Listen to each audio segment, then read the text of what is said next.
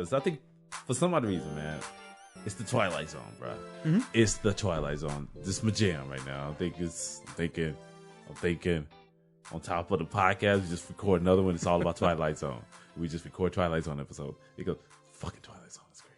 Oh, but Twilight True Delights. That's what we call them, Twilight Delights. But I want to just read this off. You know, I can't take the Rod Sterling epilogue because you just can't do that. You can't put that on because most likely it is copywritten. So I'm not going to do that. ABC probably will come down your throat. But yet I can take it and then I can retort it. Exactly. So because it's all over.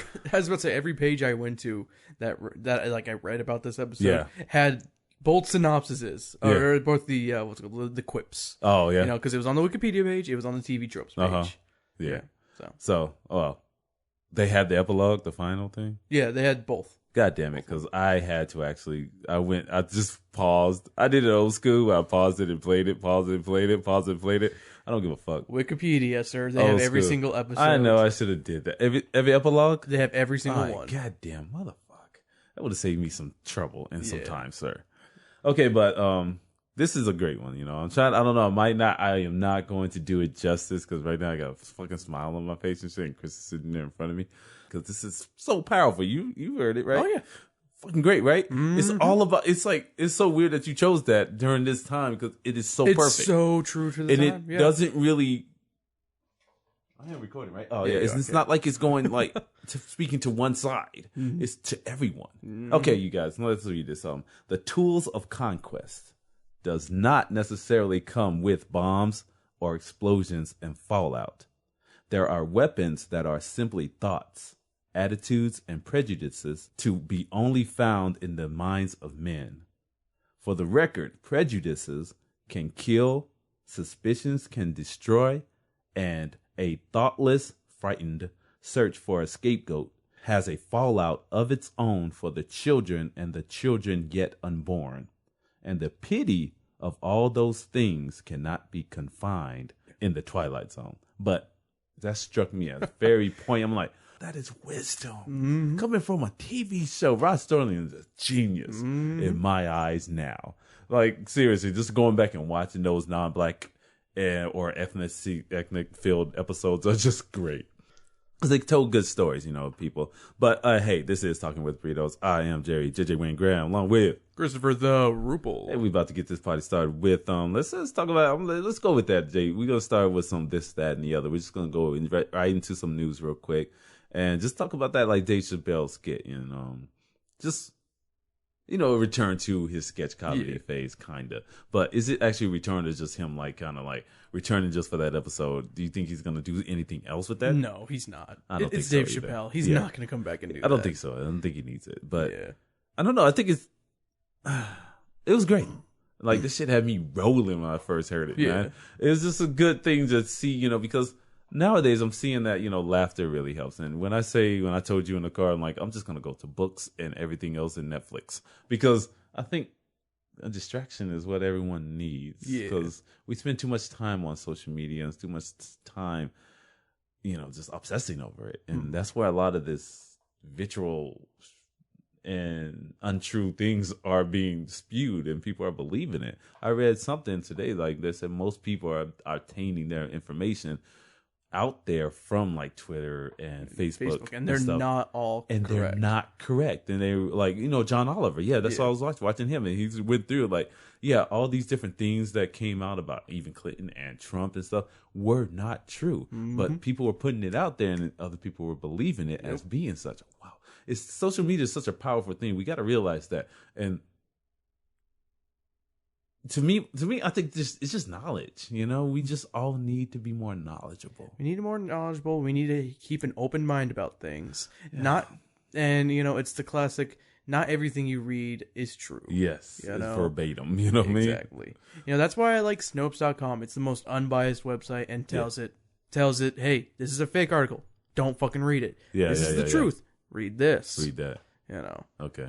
So they fact-based? Yeah, fact-based, and they fact-check everything. Nice. Like, I mean, some things will say unproven, and then it'll get proven over time. Yeah. If it's, true or false or not. Yeah. Because there's a lot of those ones where it's like a woman will be like, oh no, I found a worm in my food, and it's like, it'll say unproven at that point, because it's like, We don't know if it's true. We contacted the person. They're not responding back to us. Yeah. We've contacted the food company. They give us this description of what would be going on, but they won't let us have the can of dog food because they want to get tested for themselves instead First, of letting maybe them get ahead of it. And it's like, well, you know what?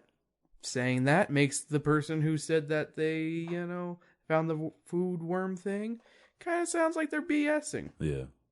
But yeah. I mean, take it with a grain of salt. Yeah, just take everything with a grain of salt, but okay, I'm done with that. It's like, because this is my whole thing with this podcast and everything else. We can come out of all of that. We can talk about the things that interest us. And what's interest, I guess it would have to be me this week, would be aliens. Because, everything is based around movies and what we watch and stuff. And so the episodes are based around movies. And so we have the movie appetizer of this week. What do I call it? I call it just the appetizing reviews. We got appetizing review of Arrival. But again, probably just going to hear one side of it because Chris didn't watch that one yet. Yeah. I don't know if he will watch it. I probably Are you interested in that? It's got a really good score. So yeah. Have you seen Doctor Strange, though? Not yet. Not yet still? Haven't. Okay, so we're still not going to talk about I was about to say, I had, yet. what's it called? I worked, my days off are Friday and Saturday. Definitely can't see it on the weekend. I didn't get that memo, because I still go in, bro. I was about to say, but you can easily get out of it because, most kid movie people won't see movies in 3D, you know? But superhero movies, they'll see those in 3D. That's true. What is it? Doctor Strange being 44 this week. What was last week? I don't even know. Yeah, was it 58 or 60 or something? I'm not sure. But yeah, it's still doing well. So my thing is like, okay, let's give you some, I have this thing that I write down a long time ago. It's called Seen Again. It's basically when I read a book, then I compare it to the movie adaptation of it. And my first impressions of the movie were like, okay, it was beautiful. Mm-hmm. Because I have this thing that I like, forgot the director's name, Almovar or something. But I'll input that in later, that director's name. But he has this thing with the images and doing the images and like just really telling a picture with the image instead of like, using much exposition and stuff. It's all about the images that he was portraying on scene, on camera. And that's and he did a lot of that in here, and it really served well to the story, because after you read the story, you realize that it's all strung together. And when I say strung together, I want to use that word as in context to the movie, whereas this lady, these, if you don't know it, like, we have visitors from outer space, vessels. They come here and they just position themselves in major parts of, and just in different countries. And they did like 12 different countries, I believe. And so, but in the book, there were like 72 of them, just positioned all around the world. And so it's up to like different linguists and physicists and stuff to actually try to decipher why they were here, because I like, how I like when people enter into a story without having to tell you everything else that just happened. You just kind of like go along with them. Well, she's in on this thing now where it's like these vessels have been here for a while, and she's chosen to come up there and help them decipher because she's like a linguist, a professional linguist and everything. So so she's there to help them decipher, their language, and they've already spoken with the beings from outer space and stuff, and it's something like, I don't want to like ruin it for you guys, but I could, spoiler alert maybe, but I'm not sure. I'm gonna try to be delicate with my words. But she goes around and saying after this is all, and it's all about just sticking in, and try to like pay attention to what's going on, because it all like kind of comes together, and then at the end when you see what happens, it's like you understand why. And I'm like being very vague. I'm trying to be vague, but not, I guess, less interesting. Let's just say this. Let's say the gift of language. What if someone, let's say aliens and something. So what they were here, and you just don't know what they're doing. Mm-hmm. And so you're trying to decipher what they're doing. But what if you were able to crack the code? Basically crack their language, and you have this lady trying to crack this language, but during the entire movie, you're seeing images of her, images of her and her daughter going through certain stages of her life. And you kind of wonder, like, what's actually going on? And the intrigue is why are we seeing these images? Because they're just flash. It seemed like flashbacks, but not really. It just seems like it's her conscious thought just happening as she's learning this language with these beings that they call heptapods, and they speak to him through like a kind of translucent glass of like silica. In the book, they say silica. And so it's like, okay, well, we can say that. Like there was a brief sheet of silica in between them. And so it's like a glass. So they were like, on opposite sides. But in the book, they actually go into the vessel. But in the movie, they actually go up inside the vessel and they visit with the beings, the heptapods from outer space, and who they named Timmy and Tommy. No, two other demos the duels. Oh, really? Albert. Is it Albert or Albert and Costello? Abbott and Costello. Abbott and Costello. Yeah, Abbott and Costello. But in the book, they were Flapper and something. Okay, good thing they changed that. Yeah, this sounds stupid. Yeah, the book names weren't that good. I kind of would subconsciously I was just like Albert and Costello, so Albert and Costello. That's in my head, whatever I gave them names to. But so they're speaking with these things. So you see this journal of her consciousness actually interacting with theirs, not theirs, and so it's like directly, but something is happening with her where as she deciphers this language. You start seeing like a lot of things happening, and you start seeing visions of, her daughter and stuff like that, her family. It's just images from her. It's just images in her mind. You don't know, and that's the thing. Where on her timeline are these things happening? You don't know, and so I'll leave it at that. But let's say it's seen again as far as the book is concerned. The book kind of like, the dude's aliens. I'm just telling y'all right now, the aliens just left. Like deuces. But see, it's kind of weird. Because the aliens left them a gift, right? Because they had this. They left them Jesus. Yeah, they had this gift exchange. Or maybe should. They gave us Jesus, and they gave us Jesus. We gave them Obama. Tell that to the our Jesus. Evangelicals. Our Jesus. Our personal Jesus. Yeah, exactly. Let's cue the song. No, just kidding. There you go.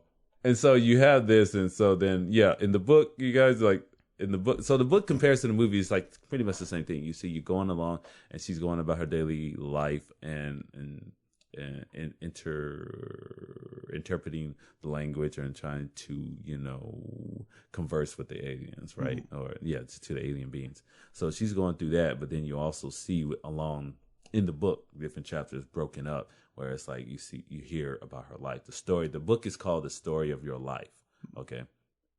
And a lot of times it's in the first person, her talking to her daughter, talking to her daughter about their relationship and her growing up and, speaking to her in those ways. Through I think it would be a book or something else, but yet the intrigue is there. What was it? And so it's kind of cool how they took it from the movie to the book and like using just images to show it, because I really just like images. You just put like a nice soundtrack or something like that or voiceover, and you just show images and stuff that are all together, tell a story. That's just beautiful to me. I think that's just film, but certain ways how you depict it is different. But, so you have her going around. And so in the book, it's like, okay, the aliens leave a gift and they just bounce. But in the movie, they got to make it movie-like. So it's, it kind of gets Hollywood there where it's like, oh, snap, things about to go down because you don't fucked up because humans do. Because humans do what they always do. And, we act sometimes, history has taught us that we act aggressively to things that we don't understand and or know. We see them not as a way to learn, something to learn from, but something to I guess not as something to learn from, but as a threat to our well-being. Yeah. And that's where the context of the movie took it from the book. But yet, for the most part, they follow things a lot. They follow things rather correctly. but yet it's one of those things where it's like those short stories that you read. It's like, how the hell they turned this into a movie? That's pretty much how it ended up in the film for me. I was just like, oh, how the hell did they do that? Because it was a lot of just exposition, a lot of like talking about language and linguistics and all these things and physics, and so it would kind of bore some people. But it won a lot of awards back when it was released in the 90s, I think, or something like that. But it was well told, but yet it didn't leave much for a climax at the end. It's kind of like deuces. The aliens leave the gift, but then the gift is for you to interpret. So what is the gift? Because Jesus, they laid it out there. You know what I mean? But yeah, you have to interpret what that gift is. And she, in the movie, she deciphers that, and she knows what the gift is. And I think she does later on in the book she actually does. If you go back a couple of chapters and certain key phrases that I highlighted, she does say those things. I'm about to get in position, so I'm about to ask you some questions about some things. Okay. Just like, just some passages that I, pulled out from here, and then we're gonna go into what? Oh, the movie dish of the week, I guess. You're gonna get killed in this piece, man. You love that. You love that noise. No, I don't. Wrong damn book. I'm reading another book about underground airlines, and it's kind of fucking freaky how things are going that way. Okay, in that book, slavery was not abolished. It's still going. But you told me about that one. But actually, pretty good, people. I would recommend it. It was recommended to me by Slate.com. Yeah. I think Daily Show actually recommended it. Did they? Yeah, I think so. As well? Oh, sweet. I know I heard it from one of the shows I watched. Yeah, but it's a pretty good. Okay, so just a certain things, think about like if you have us like, how we exist on the plane of like cause and existence, but what if your existence was simultaneously continuous? You know what I'm saying? So like in the health deposit in the book, their language was continuous, so it kind of just kept going. And so if you think about a circle, always going, and so they always had to know beforehand. They knew what they would have to say. They knew exactly what was going to be there, and so they could depict that. And so they had like this stream of consciousness that was continuous and not really breaking forth, where we conversational wise, I break like to listen to what you have to say without interpreting it or anticipating it, saying that, oh, I don't know what your answer is going to be, but normally they would know, and so they could string together their language. So what you're saying is the aliens speak to us like Jessica does. Something like that, yes. They're like a little chatterbox, and so it's like a simultaneous mode of consciousness where they just keep thinking, and with that, it goes into time and the future, and like, can you tell the future? And if you could, what do you think? Do you think, without the existence of free will, would you be able to know the future, discern the future? You know what I'm saying? That was one of the questions in the free book. Will. Because free will depicts it. That's usually how we can't discern the future. Exactly. But if we know the future, there is no free will at that point, because you're you're in the course to do that. Okay, now you because you're getting into Terminator territory there. Judgment Day will always happen. Okay. There you go. Bring it around. Okay, so what if the experience of knowing the future? That's from Terminator 3. Oh, okay. But what if the experience of knowing the future, like, can it change a person? Because if you know what it is, continuous thought. Change a because person. you're always think about it. Think about the heptapods and what they were thinking, like simultaneous thought process. And so the future. They already knew what they were going to say when they were going to say it. The future, same thing, same circle. But then, would you be able to change the future if you already know that it's happening? And in this current, it's not like our current timeline where it's like Back to the Future, where you fuck up some shit, it's gonna like take you away from your family, you're gonna marry your mother. Not that, but it's like you literally can't change it. You know the pains, the ins and outs, the bads, everything, but you can't change the future.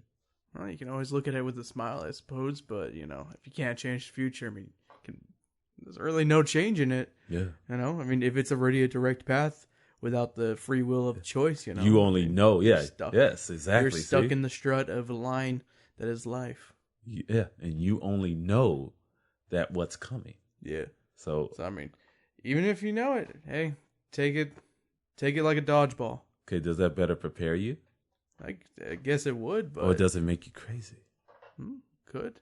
Well, I would say, depending on what kind of person. Personally, for me, I don't think it would drive me crazy. Yeah, But yeah. I mean, do I know the exact date of this future, or do I just know it's just coming? No, you know. You just know your future. Yeah. You know it as it happens. You know everything that's happening. You know. So pretty much what you're saying is beep. I'm just kidding, because I was about to spoil it.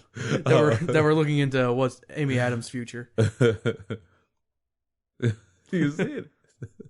But it's one of those things though. Yeah. But you got to know what happens. You know what I'm Yeah. saying? It's all about, you might know that. It's just those are some questions that you go into. I would say it doesn't really ruin the movie, that it would, like, because if I knew that going in, it would really help explain a lot of things. But yet, because I want to go see it again now. With this new new thought process, this new vision of it. I'm like, oh snap. Because it was happening all in the book the same way that he was able to depict it on the screen. Again, I'm thinking short story. How the fuck he make this almost 2-hour movie?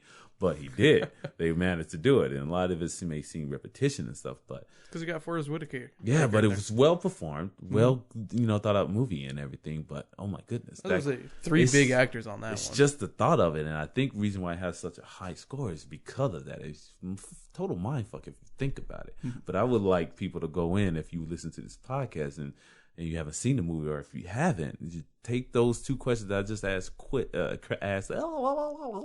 don't ask quiz. That I presented to Chris. Take those into the movie theater with you. Punch your teeth out.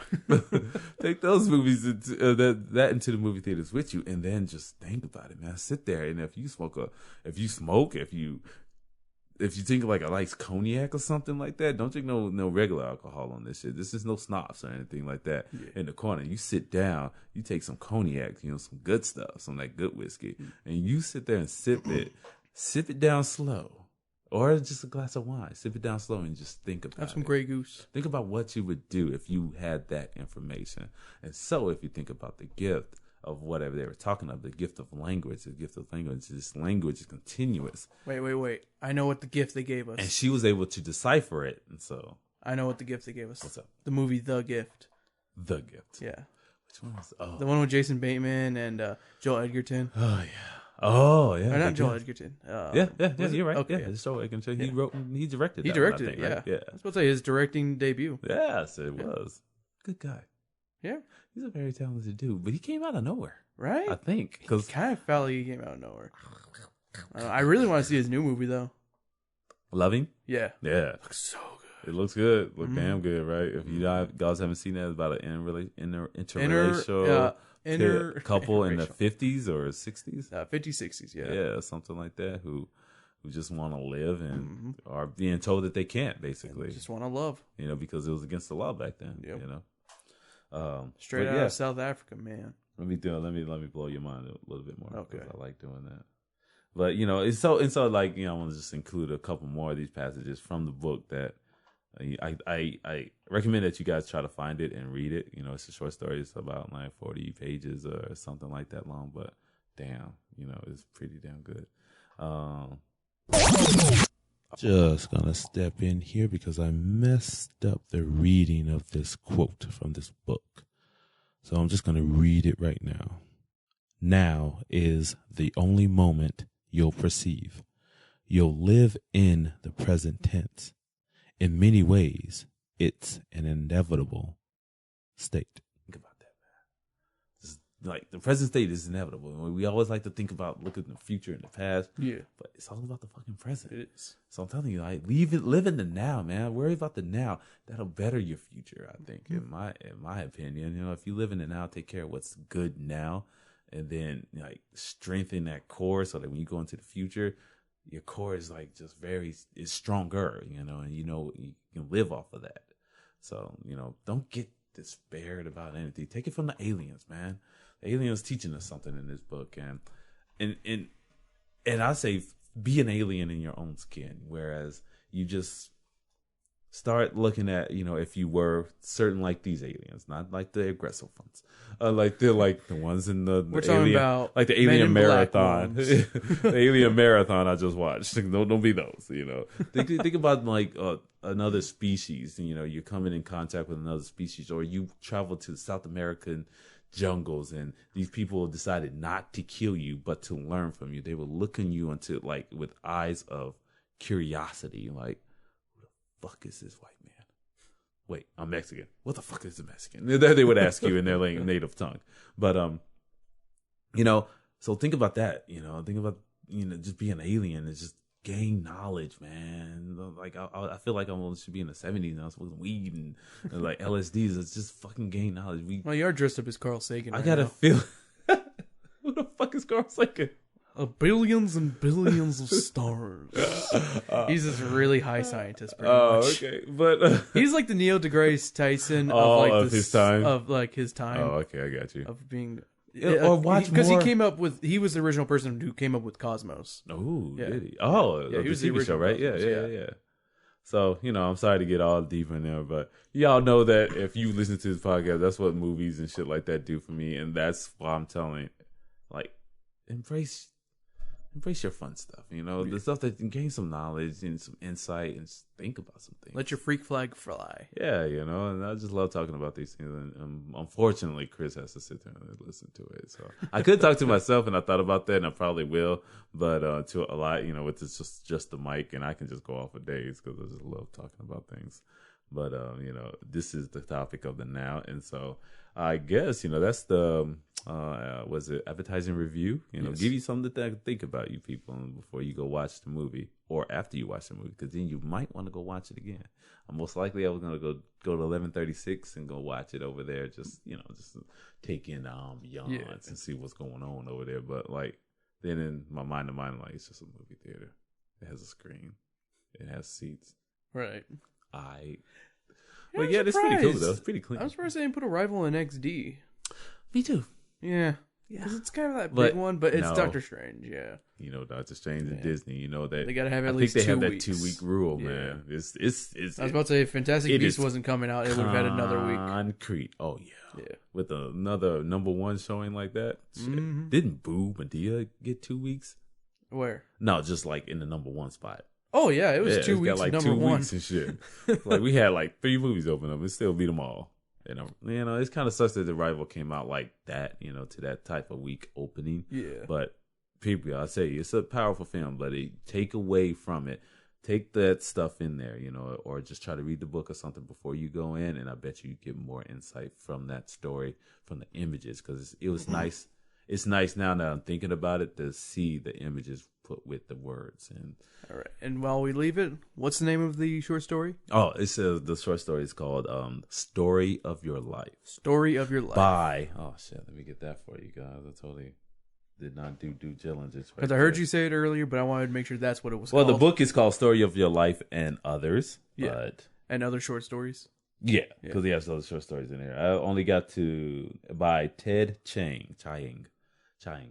It's Chiang. So is that I silent or is it Ted Chiang? I want to say the I silent, but is he Asian? I would assume so. All right, or I would maybe related some sort, because Ted Chiang, that's his name. Chang? I don't it could be a Chang. Could. So it's Chiang. So, and they do the one book with the book cover. I got the book with the original cover, but it's only on my Kindle, so don't think that I actually own it, but I think it might be one that I would like to buy just to support the man. But I did buy this on Amazon, so I already did support him. So, and it was like it wasn't the cheap Kindle price; it was like $11, $12. I'm like, oh shit. Because I was a little disappointed then, because I thought it was gonna be cheaper. But because sometimes you can get books for like $4. Yeah, I know it's hard to find those deals. You gotta look them up. Yeah, usually before the movie too, they usually put them on sale. Yeah, but this one I was like, because I sat there for a minute, I'm like, dude, don't be that way, and like support this artist, man. Yeah, and I know he probably already got a lot of his money from the book, but hopefully this brings him a little bit more, because I want to read more, because it says it's actually pretty good. So I would, so I'm going to read more of that book. I'll read the entire book, because I love short stories, especially things like these are kind of like based in like the metaphysical / reality, so and kind of spiritual too. So pretty dope. But yeah, I do recommend that book. You guys go read it and watch the movie. Watch the movie again if you don't get it, because then you most likely will get on second run. I'll tell you, I'm always kind of iffy with the 3:00 dry runs and stuff because this is a little tough. Yeah, because it's late. And it's a long and I've been movie. awake a long time. So it's just kind of, I know I was blanking out every now and then, but not enough to like miss a lot, but I did miss something. Oh, and here comes another one with Fantastic Beast. But they're also... They got a lot of movies over there. I was about to say, they got Billy Lynn and I want to watch that 17. one too. Can I have Edge of 17? I'm a teenage girl. And that's supposed to be funny, and I want to watch that too. But yeah, it's gonna be those two. Yeah. Because Billy Lynn, what's his name? Ang Lee. Chow Wang Ang Lee. I was about to say Charlie Ain't Fat, but Chow Ain't Fat. That's the actor, not a director. That's a fantastic actor. That's fantastic actor though. But but yet also a great director with Ang Lee. Mm-hmm. So, fantastic. What's the hype around this film that's for supposed Billy to be? Because they said they filmed it differently. I have no clue, honestly. I've been avoiding stuff. All I know is I don't even know if it's like a pro war or not a pro war movie. You know, it seems like it's not being a pro war movie because it's like you're celebrating the worst day of my life kind of thing. And stuff like that. But I'm like, I'll see.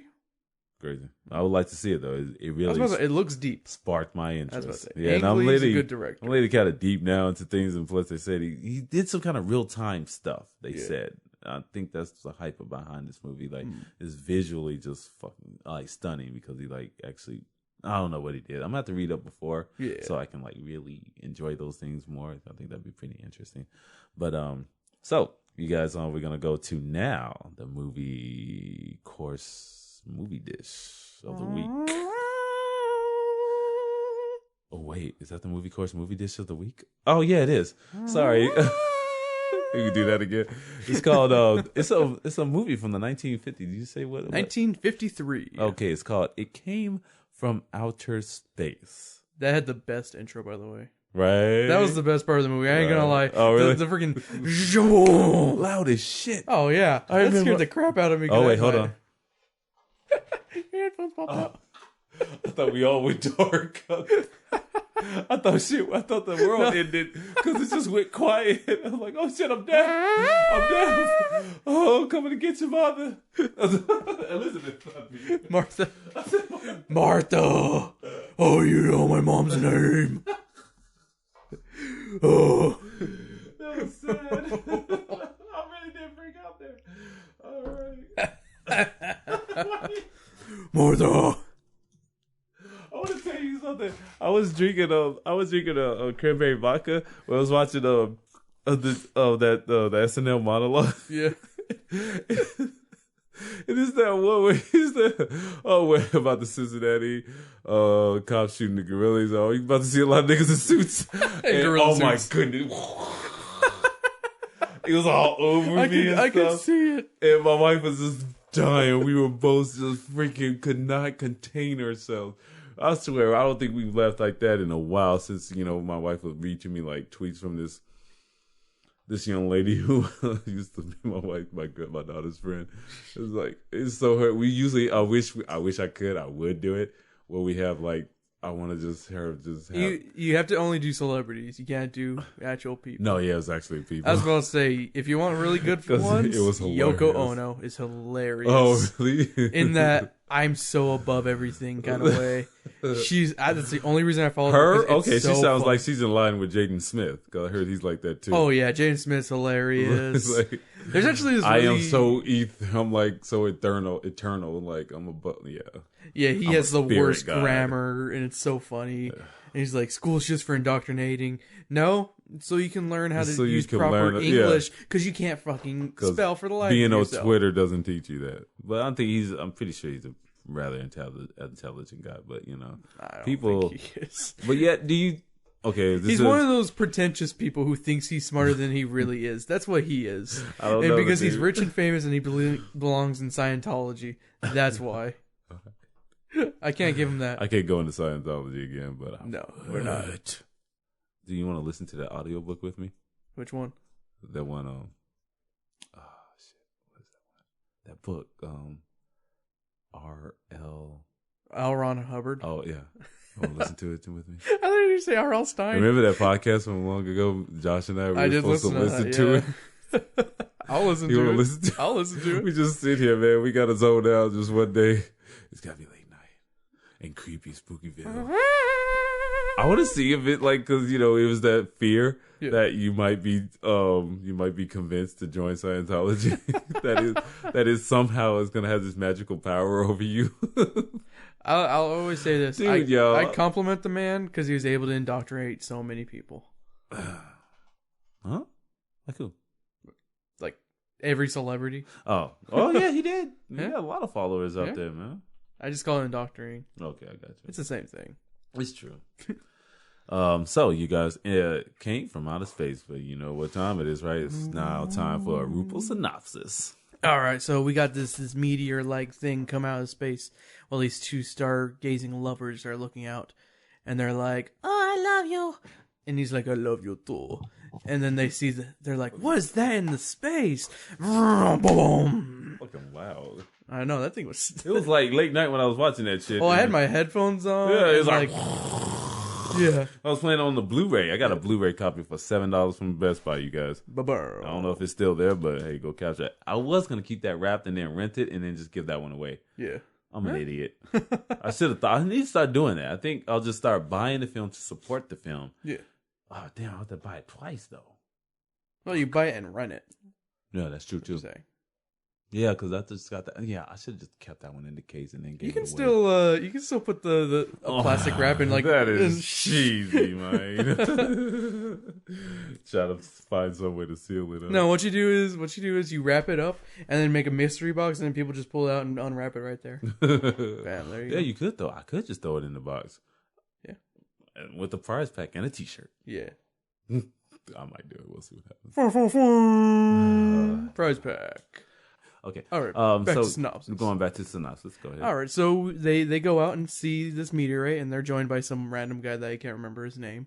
Let's call him Bill. Who? Pete. Was it Bill? I don't know his name.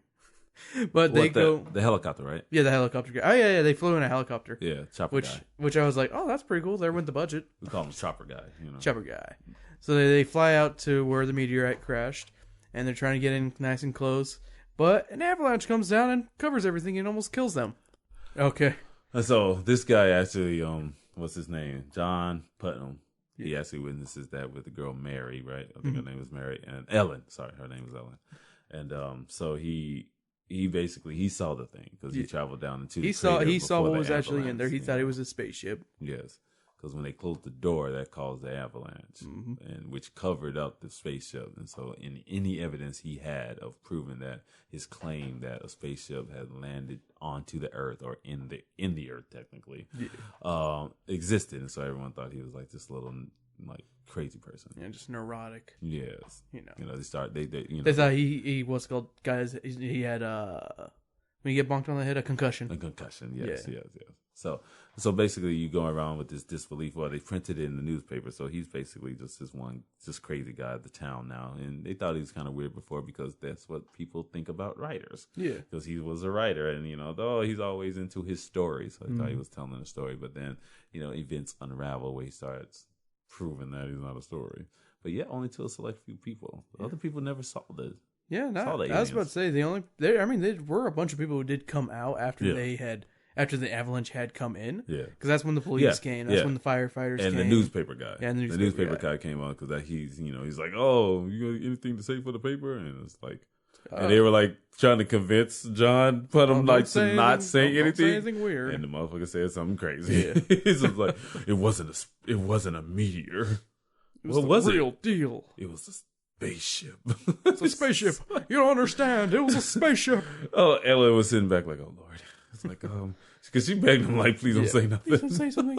Don't drag us into this. I don't want you to be the crazy guy of the town. I don't want to be involved with that guy. Yeah. but she became involved with him. Yeah. And her screams were crazy, man. Oh God. So, I know. They see a Joshua tree and she screams. Oh man, you got to the point before I got to the point. It's like, okay, well, they leave the site with the crazy people, with the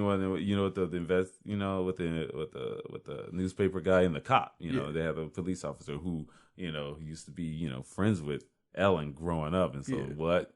He was hot on her.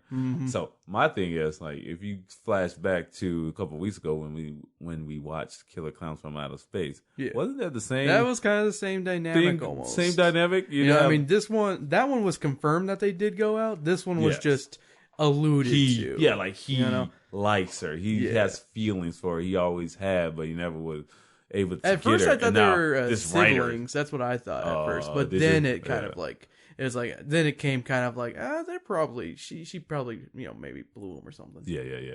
So he has feelings for this lady, and then he's like, oh, okay, well, whatever. You got this writer guy. You sure you want to be with him? Like, you're going to go home with him right now? She's like, creative types. I'm going, yes, basically. That's what he was saying. I am man. I got pistol in my pants. And even though he has a pistol, too. Yeah, dude had a pistol. Dude had a pistol in the car, in the glove compartment. I'm like, why does this writer have a glove? I'm like, okay, everyone in the 60s are packing. Yeah. Like 50s. 50. They had to be packing or something, because he just pulled it out like, he didn't look like it was a question. He knew his gun was in there. It's Arizona, even though it was filmed in California. It was, yeah. Oh, really? It was filmed in the Mojave. Yeah, you could tell it was filmed in the Mojave. But it was like location as Sand Rock, Arizona. I was like, damn it. So yeah. Which is really disappointing. Arizona's a hot film in Arizona, which is disappointing. I thought that would have been kind of good.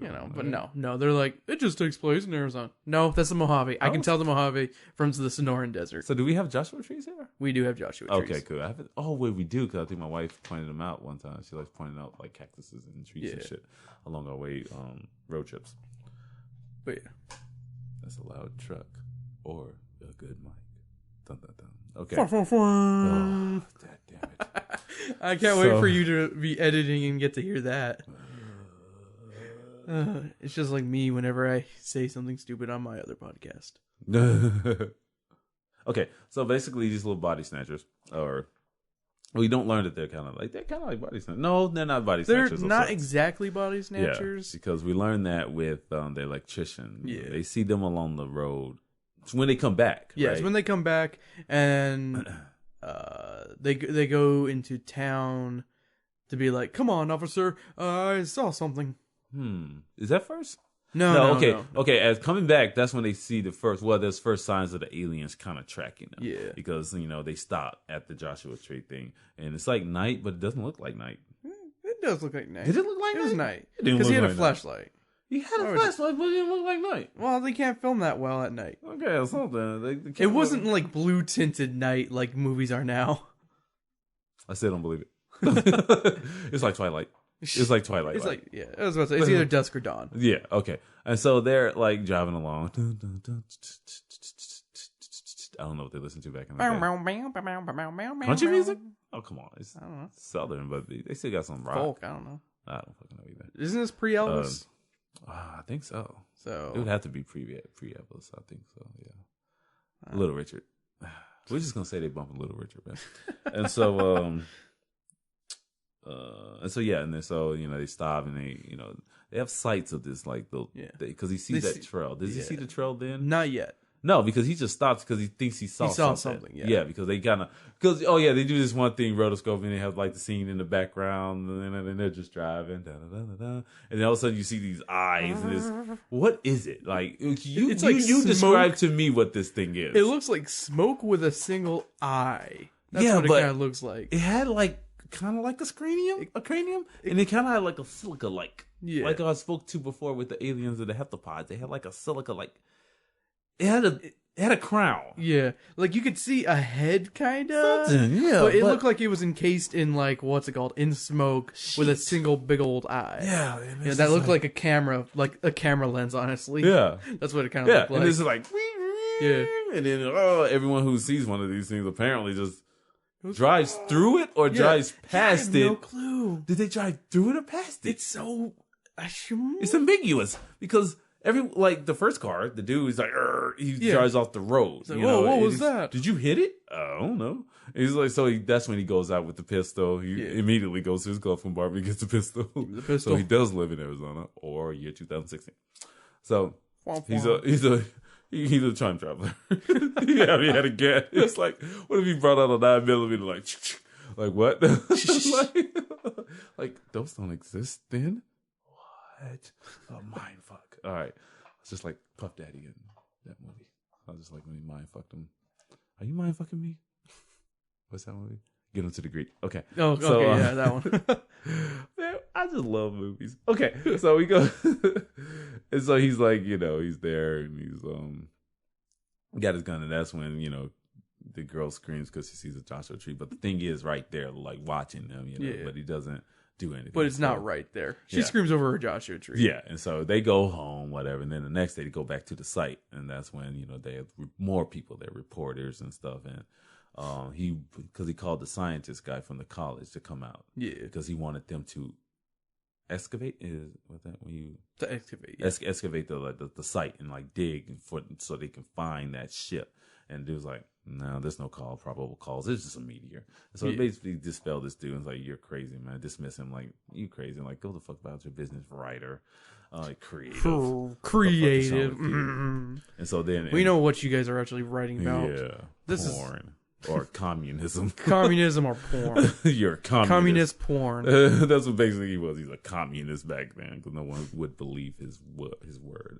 And so what do they do now? They go back, right? Yeah, they go back. Yeah. And they meet up with the electrician because they see him up on the telephone. They're driving home and they hearing see them. something. Yes. And he's like, it's probably just the wind, nothing. Yeah. But they're actually communicating with him. They're communicating and they're working in unison. But these aliens were quite peaceful though. They were like, dude, we just got off track, brah. We just crashed. We just came back from a big bender. We crashed on accident. We were Bobby a little hungover was last night. He said he was a D&D, but he had a few, but we thought not enough. Not enough to kill us, He said he only had one drink. Turned out it was like a 99 banana milkshake or something, It's a milkshake with 2 shots of 99 bananas, and he was just going overboard. I think it just hit him late. Because he had a meal before, and so it sat there until it hit his bloodstream. And then after that, we kind of veered off from Mars, and then we're like, oh, where are we going? Like, Mars needs moms. Whoa, MILF Central. And then crash. And so now they're on Earth, people, and so in the electrician and his friend Bobby, I don't know his name, but we're just gonna give it because it seems like he's an apprentice. It was his apprentice, yeah. Yes, and so he's there, and so they encounter the aliens first and foremost, and tell them what happens, Chris. What happens is they get bum rushed, and then they get dragged out to the desert. Covered with mist. Yeah, they covered in mist. Just and then it's like a lot of looking over their shoulder and kind of like, my hands are up. Please don't eat me, alien. How did the blood get on the door? By the way, which one?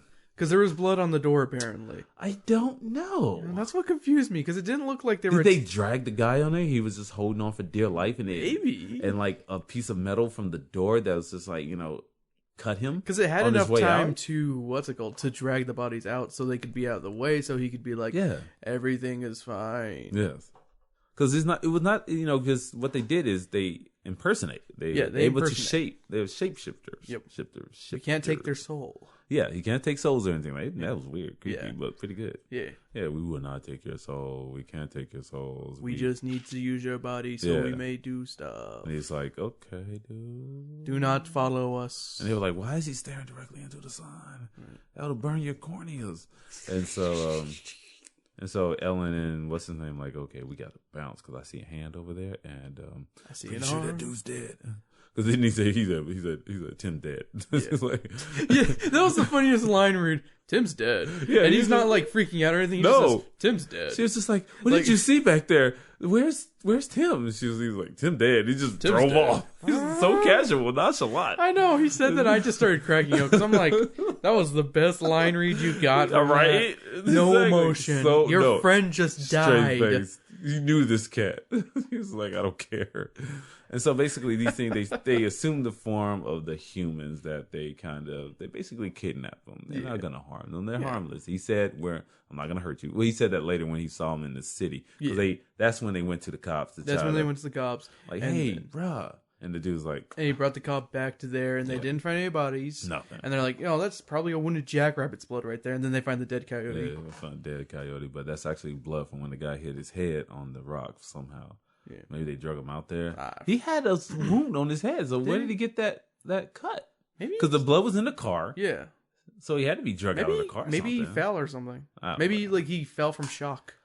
Something. Yeah. Maybe that's what happened to them. They just got they didn't get passed out from like breathing in the toxic gas that they are. Yeah. They just were like, oh my gosh, and everyone faints. Passed out and just drug out to the desert. Yeah. That's how you get raped, people.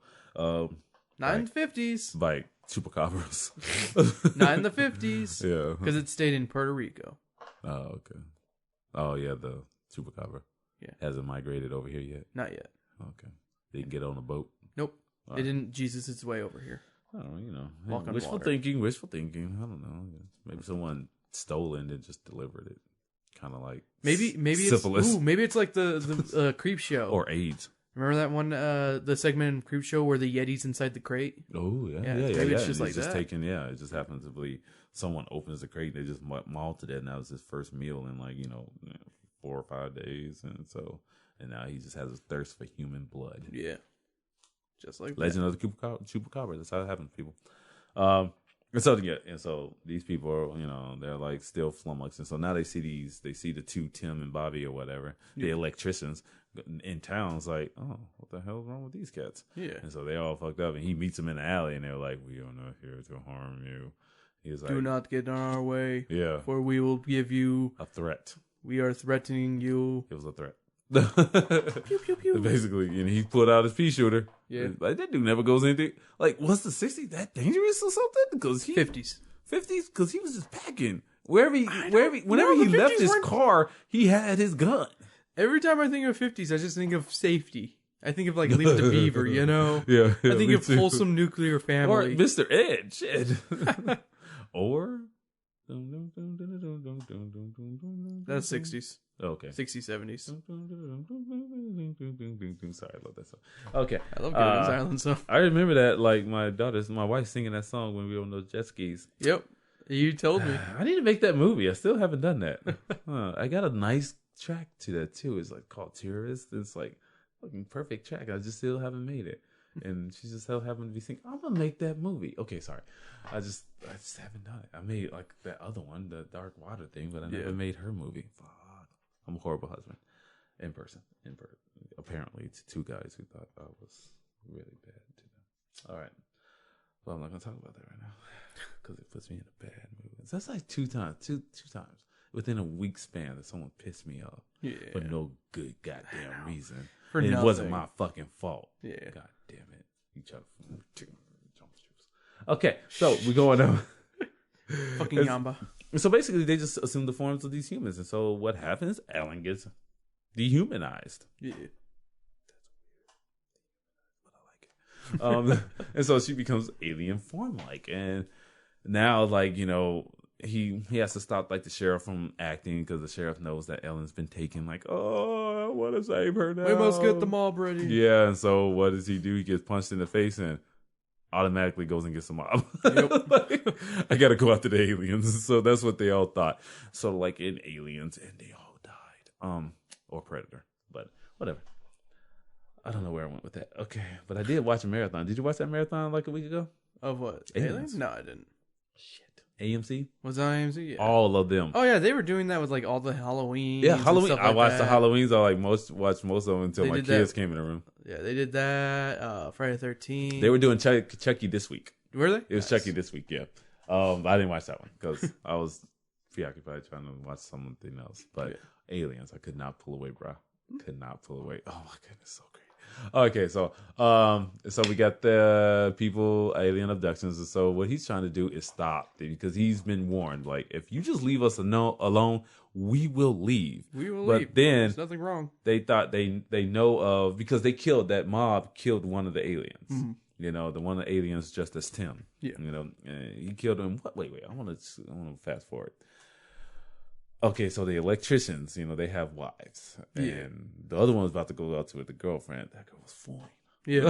And she did not seem to care at all, really. It's like she was hitting on dude, right? Yeah. Like, she was like, oh, like, hey, he's there. He's not there. He didn't show up for our date. Yeah, he didn't show up, But she was like this blonde, and she was just pretty, giving him the eyes. I'm like, You are a hoe. But okay, 50s hoe. Okay, so yeah, we need something called 50s hoe. Okay, so don't say hoe. That's not right. That's not feminist. That's bad. That's a bad word. Someone actually called me out on that one time on Twitter, on Facebook. Who'd you call a hoe? Because I said that thing about how to turn a hoe into a house, right? Oh yeah, that yeah. Train wreck, and some girl called me out on that. Yeah. I wonder who that was. Yeah. Oh, it wasn't just her. It wasn't just Sam. It was some other girl before that too. See, I'm like, okay. I didn't think I thought it was clever as shit. But yeah, don't use that word. It's kind of bad taste. It was. That's what the one leg girl says. She said you're better than that. I'm like, all right. And I'm like, you know what? I am. Thank you. Like I agree with her. Like I'm not gonna argue with that shit. So he tries to stop them, the mob, and so after their alien person is killed, they took that as an act of aggression. Mm-hmm. And so when he goes into the cave, he actually has to, he has to put some lead in somebody finally, because he has that gun for a reason. But they shoot him with a laser, and laser that can, destruct rock behind him. So, he had reasonable cause to shoot this Ellen. He shot Ellen, a version of Ellen. And so, because they were trying to trap him and, put him into this little ditch with water and stuff. This ravine or was just crevice or crater, right? It's like a mine. So something like that. There's different shafts you could have gone. Yeah. So they tried to basically trick his ass. Like, oh, come forward. Oh, I'm Ellen. And he's like, whoa, wait. Why would you do that? Because you guys killed one of ours. I'll kill one of yours. Basically what they said. And so now he discovers what they were really working on. It's like this can either power our vehicle to leave, or destroy your Earth. And they opted to destroy his Earth because, the act of aggression, because now he killed like 2 people. Humans have killed like 2 of theirs. Yeah. And so they're like, Bobby was just trying to, get his pineapple schnapps on or whatever, or what do you call that? His 99 banana milkshake. Yeah, you know what I'm saying? But then y'all killed him. You killed our pilot. And so they're a little pissed right now. And so he's like, come on, man. He's trying to reason with him. Like, come on, alien. Like, come on. We don't goof up. We don't take kindly to new misconception. things. You try to kill me. We kill one of you. Like one of those things. It happens. Yeah, I'm not killing one of your people. I'm like, oh, shit. You guys are acting like fucking, weirdos. I mean, talking like this. This is not normal. And staring into the sun. Come on, that's not normal. If you're gonna act normal and take somebody's body, act normal. Yeah, give high fives to everyone. They will not suspect you if you give high fives. Exactly. Just go ahead, high fiving everybody. Yeah. And so he's able to retrieve all of the kidnapped people. The replicas, or the people that they replicated. Just the regulars. They're just normal people. The regular people. The humans. Yeah. The human versions of the replicants alien would be the people, replicants. The aliens. Yeah, I was about to say, the aliens would have been the replicants. Isn't that like Species? It is like Species. Okay, cool. Or Invasion of the Body Snatchers. Or Invasion. But they actually, they didn't snatch the bodies. They just became... They just took their form. That was it. So like that. So it's the same damn thing. Yeah. Which one came before Chicken and Eggs? This one I think came before Body Snatchers. I want to say. Yeah, because it seems kind of similar sir. I'm just saying. There's a lot of similarities with that kind biting of off the apple tree. Okay. So then what did they do? They fly off. And no, weird. It seems like they just played that clip in reverse. Did you notice that? I think they did. That's like they use like I like old movies like this because they use like a lot of scenes like similar. The car pulling into town, they use that twice. The helicopter coming down, like descending, they use that twice. They use the thing crashing into the earth. They use that twice, but just in reverse. Yeah. I'm like, I love this. Like, they used it 3 times. What you talking about? Because they crashed it first, and then they crashed it again. They showed it twice. They were so proud of it. Oh yeah, they do. That is true. They're like, we gotta show that. That was an awesome effect. So we paid a lot for that. So let's do that again. Run it. Invasion of Body Snatchers, 1956. Oh, okay. Oh, so 3 years after. Yeah, basically, it's just. I was about to say we didn't influence that. I was about to say there's not a lot of peaceful alien movies in this time. There are only like 2 I can think of. Yes. This and Escape from Russia. No. Oh, okay, cool. That's definitely not it. Commies from space. No, it's not it. Sorry, Burt Lancaster. I don't even know. I think you're missing the point of the Red Scare. But no, it's the episode. The Day the Earth Stood Still. Oh, yeah. Second peaceful alien movie.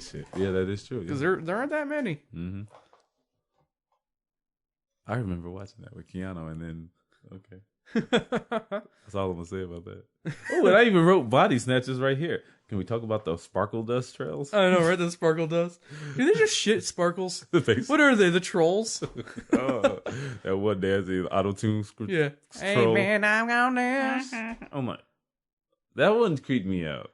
Yeah, that one was creepy. He was just a little too androgynous, you know. All androgynous. No, there's he's just weird. I didn't like him because he's all nude and just sparkly. I know. It's like, why is he nude? Yeah, everyone else is wearing clothes. Put some goddamn clothes on this dude boy. Opted to do Birdie Man like the entire movie. Like, come on, man, put on a vest or something. We don't care.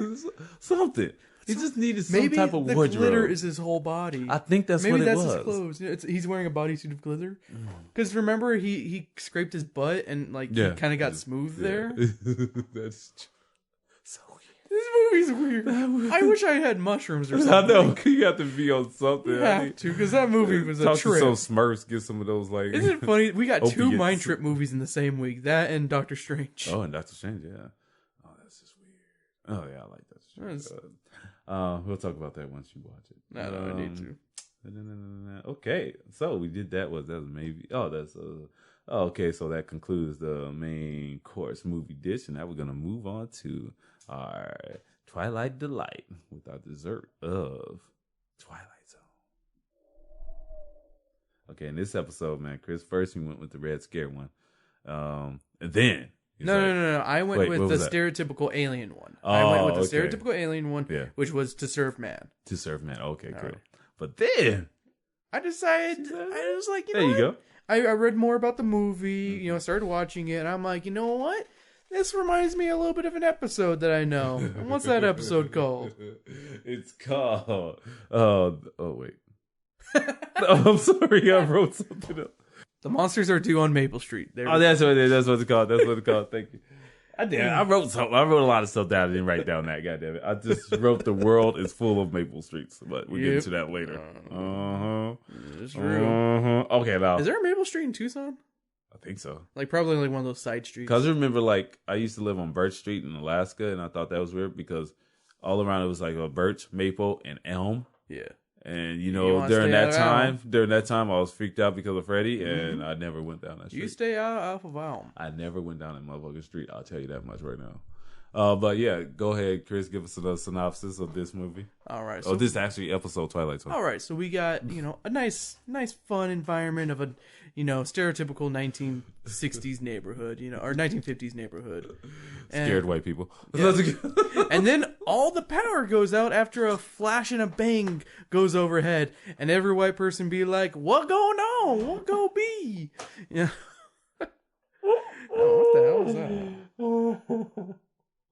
I'm sorry, this fucking episode crazy. It was white people being scared over nothing. Oh my goodness.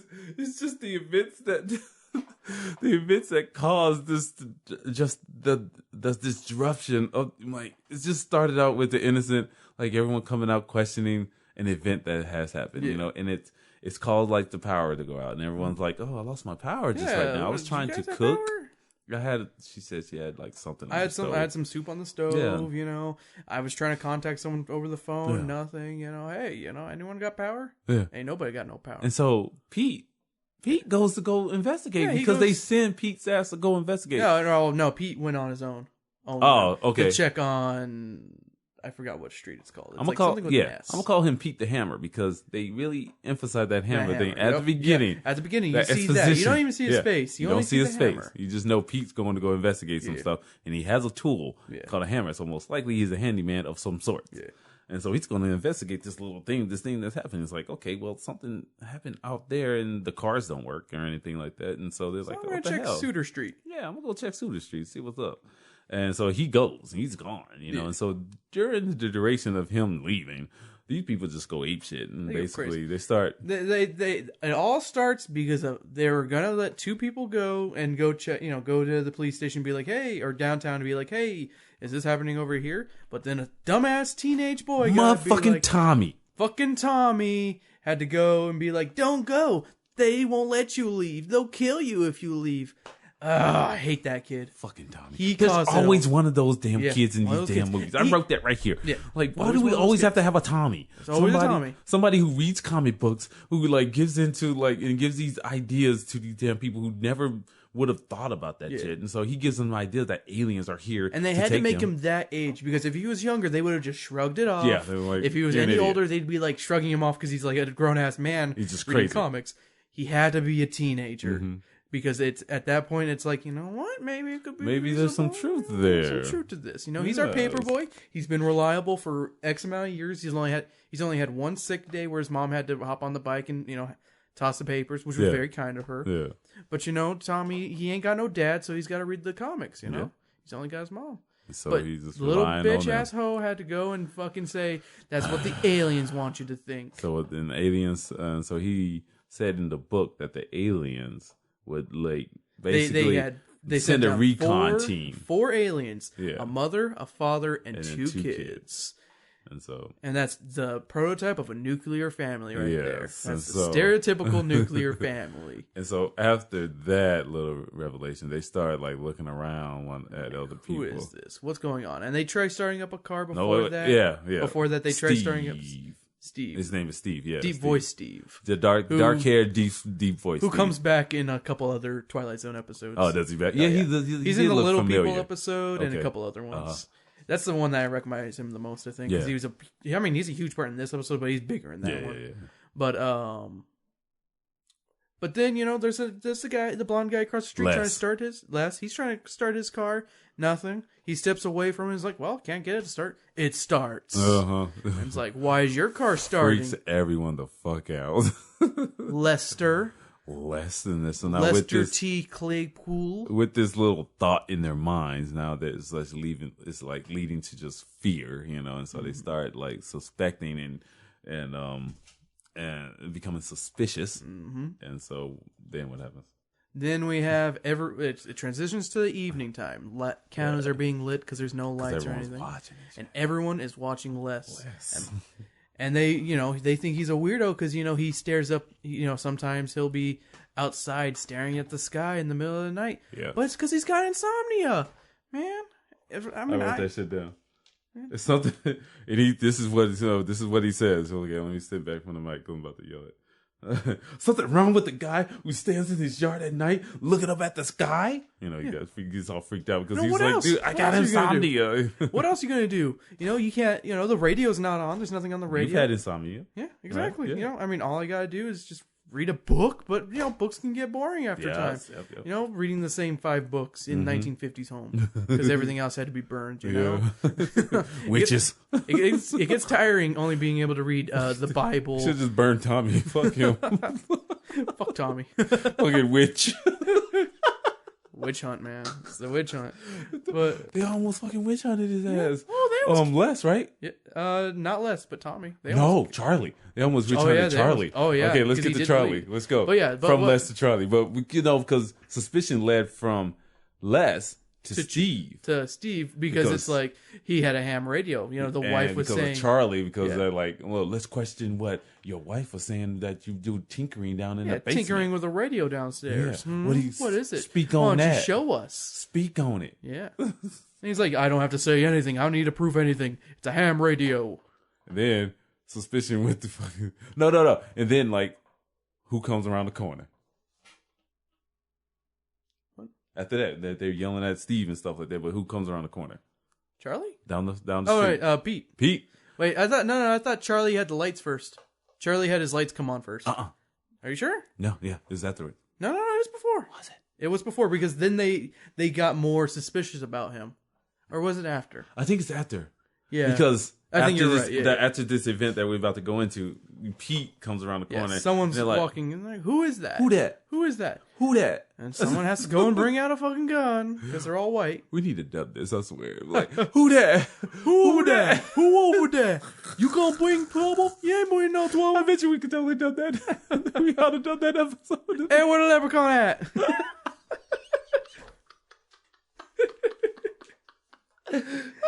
Everyone say, "Yeah, you see the leprechaun?" Yeah. Okay, so Pete's coming down the street. I love Alabama.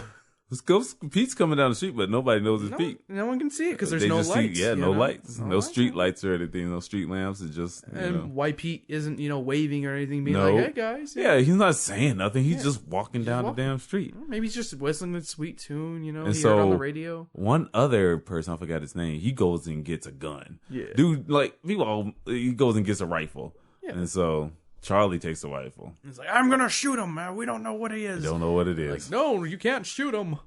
And bam. Y'all know what happens. Oh, Pete dead. Oh, Pete's dead. And so now, You see the hammer right before you get shot. Yeah, you saw the hammer. Identification.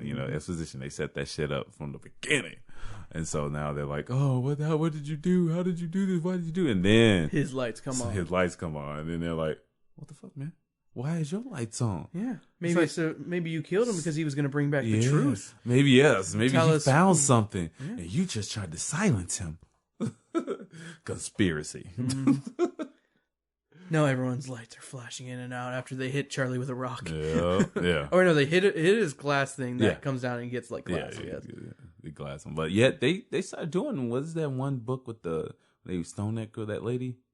Oh. It's called it was they teach it in high school. I don't know if they teach it in high school literature now, but when I was in high school, they taught it. I hope to get it's a book, and then it's about a woman who gets stoned to death, and after being suspected of being a witch. It's not The Crucible. No, that's a play, and they line her up, and and it's all about these people like giving into their fears, and like all these people go grabbing things, and then they throw rocks at her, and they stone this woman to death, and there's a movie on it, and it fucking freaked me out. As a young buck, I'm like, what the fuck am I watching? Like, damn. Like, even, disturbed me more than Roots. I just did not like it. Because they just, because they did that Alfred Hitchcock cutaway stuff, and people throwing rocks, and they were so angry, and this lady getting pelted with, paper rocks, but it looked like it really hurt, because she was a good actress. And, oh my goodness, it's horrible. It's horrible. But yeah, I thought that was going to happen to Charlie. I thought they could have witched his ass. They showed them picking up all those rocks and throwing it at his windows. And boom. Yeah, they went all freaking savage real quick. And so then after that, people, and so all the lights start flickering all over the street. And so people start suspecting everywhere. Someone takes Pete's hammer. Yes.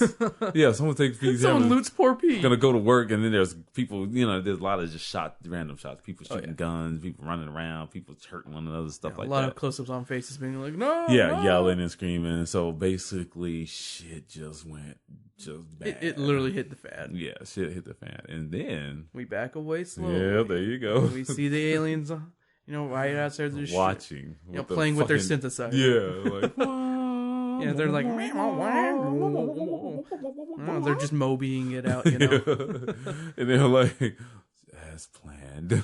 As planned. And so basically, oh my goodness, and what did I write down? Okay, well, he says the world are full of maple streets, and if you think about that and think about what they were doing and think about the alien, what if? Yeah. What if? Know me, what if? What if? What if the aliens just fucking with us, man? Yeah, what if all this shit in this world is being caused by an outside source? Someone get the Scooby team. And not God. Don't blame him for this shit. Someone go grab the Scooby-Doo team so we can unmask Trump. That's the true creepy alien creature he is underneath that mask. Sorry. That's a good one. Something has to be done. So I'm just kidding. No, but yeah, okay, that's all I wrote there. So yeah, so I'm like, and what was that saying that he said a couple of times? Fuck. As they were going up the stairs, he said, one at a time. Yeah.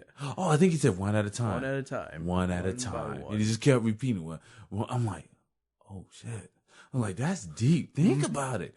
Think about back in the days when they try to eradicate certain they eradicate certain cultures and like back in the days in the boroughs and stuff like that, where they just basically tried to have people kill themselves. This is actually a government experience. Back in the ghettos and stuff, they actually fed us crack. Yeah, fed people crack to kill them, so that they can, basically destroy themselves. Thanks, Reagan. It's like, what the fuck?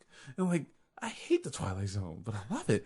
It's so real. Did you know there's a 2003 remake of this episode? Because they remade it, and it was more about terrorism this time. Because, more of the times. Yeah. And it takes place in a whole... I'm thinking about the Red Scare, man. Yeah. What if it's Russia's idea? They said, like, what? Let's watch a UFO. Let's watch these people. Russia's are aliens, I'm telling you. Watch these people destroy themselves. Yeah. Like, excellent. You see Putin just sitting there like fucking Burns. Yeah.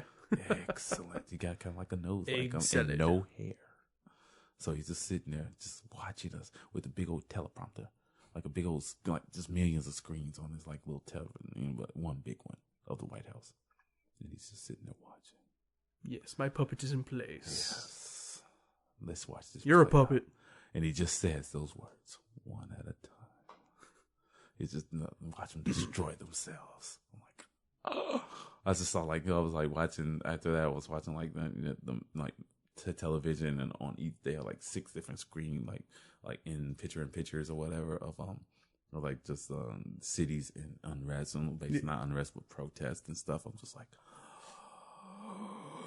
Okay, then I was like, start getting into my whole sci-fi conspiracy theory shit, and I'm like, oh, the world is ending, goddamn it! And so someone's watching where they try to make us kill ourselves. Aliens. Sometimes it feels like somebody's watching me. I just need a little privacy. I just gotta really pee. But yeah, man, no, see, it's great, man. That's why you watch shit. You can make fun of everything and watch TV. Have you seen that music video recently? Which one? No. That one. It's pretty funny. It's really funny. You know what else is a really funny music video? Because I watched it yesterday. Was the Lionel Richie's Hello. No. It's a really funny music video where he's just stalking this girl. And then she has that really funny ass glazed head of him. It's like, it kind of resembles you. What the hell is wrong with you people? Who made this video? This is some fucked up shit. Oh man, that was fine. All right, you guys. It's worth watching old music videos some days. It really. They will put a smile on your face. That's what Chris's recommendation, man. Let's go watch some old music videos from the 80s. Watch Whip It by Devo. That is fucking bonkers, but great. Take on Me. I actually like that music video. That was one of my favorites. That's man. a great That was my video. favorite. That's just really well done. I used to watch that shit on VH1. Oh yeah. Back in the day, I'm talking about the 80s. Watch late 80s. Sledgehammer by Peter Gabriel. Oh, or I used to watch the shit from Max something. Oh, Max Headroom. Yeah, Max Headroom. Yeah. Oh, good lord, those trippy ass videos. Weird. And shit. Yeah, was he? He's like a modern what do you call those guys with the mask and they walk around with helmets on their heads? SWAT team? No, no, those artists. They never identify themselves. They walk around with masks all the time or helmets on their heads. God damn it. You mean Anonymous? No. I don't know. They're musicians. Devo? Funk the Toys. Slipknot? Yeah, fuck it, I get it. I don't know what you're talking about. I don't.